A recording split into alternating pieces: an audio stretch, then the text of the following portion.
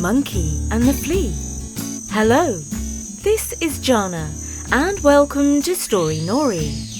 I'm back with another cheeky monkey story. If I say that the monkey is a small animal, I don't mean he's tiny like an insect or titchy like a teddy bear. I mean that if you stand him next to a grand animal like a real bear or a tigress, well, in that case, you could call him small. It all comes down to who you're comparing him to. So now you see, that's why the bear often shouts, "I'm going to get you, you pesky little monkey!" And the monkey calls back, "I might be small, but I'm sweet." "Sweet? You've got to be kidding. You're about as sweet as a mouthful of bee stings." Please note, the bear also calls the monkey maddening, and the tigress calls him annoying, and other animals call him irksome. These words are all adjectives, and they describe the monkey as someone who is going to make you angry at some point. Now there is an animal that is a lot smaller than a monkey, and his name is Flea. Flea is an insect. He's about as big as the tip of a pinhead. In fact, he's so small and so fast and so jumpy that you have to squish up your eyes to see him. And even then, you might easily miss him. One day, the flea came to live with the monkey. To be exact, he set up his new home right in the middle of the monkey's hairy back. And when he was hungry, he just rolled out of bed and bit the monkey. And then the monkey started to itch and scratch. "Oh, I'll get you one day, you pesky little flea," he shouted. And he also used a lot of other adjectives too, including annoying and irksome and maddening, all the time he was scratching like mad, trying to catch the flea. But the flea sprang out of the way and called back, "Can't catch me." The monkey tried every trick to evict the flea from his back, but to no avail. He tried rolling in the sand, but the flea just called out, "Thank you, monkey. I'm having fun making sandcastles on your back." He tried jumping in the river, but it turned out that the flea liked the river because it was cool and refreshing. In any case, the monkey had to swim very quickly to the shore because the crocodile was about to eat him. And finally, he asked Priscilla Monkey if she would be kind enough to scratch his back for him. Priscilla Monkey was happy to oblige, but although she scratched the monkey's back from morning to dusk, she couldn't catch the flea.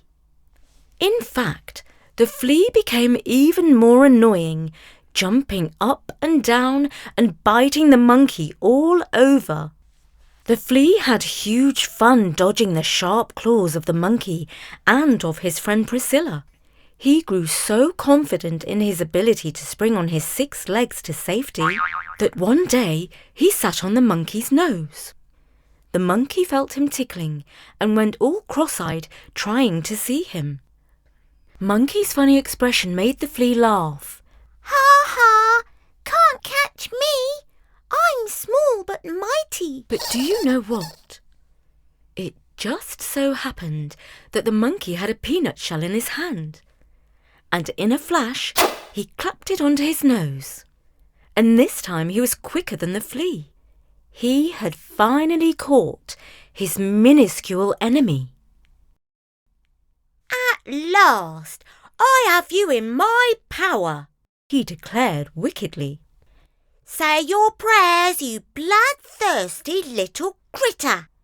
You've itched me for the last time." "Oh, please, Mr. Monkey, sir, you wouldn't bite me, your little brother, would you?" "Why not?" asked the monkey, puzzled. "You've bitten me enough times, haven't you? Besides, What's this thing about you being my brother? We're not related. We're not even friends. In fact, we are the worstest enemies. But don't you see? I'm just like you, declared the little captive flea. What a cheek! Like me? You're not at all like me, said the monkey, more frustrated than ever. You're tiny and jump around on 6 hairy little legs. And most of all, you're really, really annoying. Ha! said the flea. Doesn't that remind you of anyone you know? Aren't you always jumping around on your hairy legs? And don't the really big animals call you small and pesky and annoying? Well, yes they do, admitted the monkey.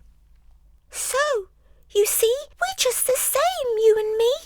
That's why I call you brother, and you wouldn't want to hurt your little brother, would you? That depends, thought the monkey. Then he had an idea. Tell you what, I won't call you brother just yet, but maybe we can be friends. Now, tell me, little flea, what does my blood taste like? Why, your blood tastes of banana milkshake. Well, that's because I eat lots of bananas, said the monkey. Do fleas like the taste of banana milkshake so very much? Well, it's okay, but it gets boring after a while. What if I were to tell you that I know a place that serves honey-flavoured milkshake, and another one just across the way that serves hot buttered toast? What would you say about moving over there? Now the little flea, realising that his prospects were looking up, replied cheerfully, Why, brother monkey, that sounds like a great place to live. Fantastic, grinned the monkey. Call all your friends and relatives and tell them that you're moving into some brand new accommodation, where they serve the best food in the jungle. And the flea, delighted to be set free from the peanut shell prison, bounced off to gather hundreds of his friends and relatives. It was a veritable army of fleas, too many to count.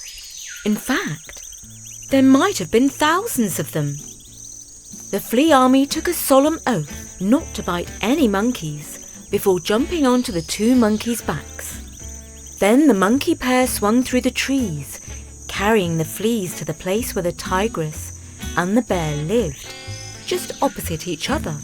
All the fleas on the monkey's back went running to the bear's cave, and the ones on Priscilla's back charged into the tigress's lair. They soon hopped onto their new homes and sampled the food. It was as delicious as the monkey had promised. The bear tasted of sweet honey, and the tigress of hot buttered toast. Yippee! They called out. The food here is delicious.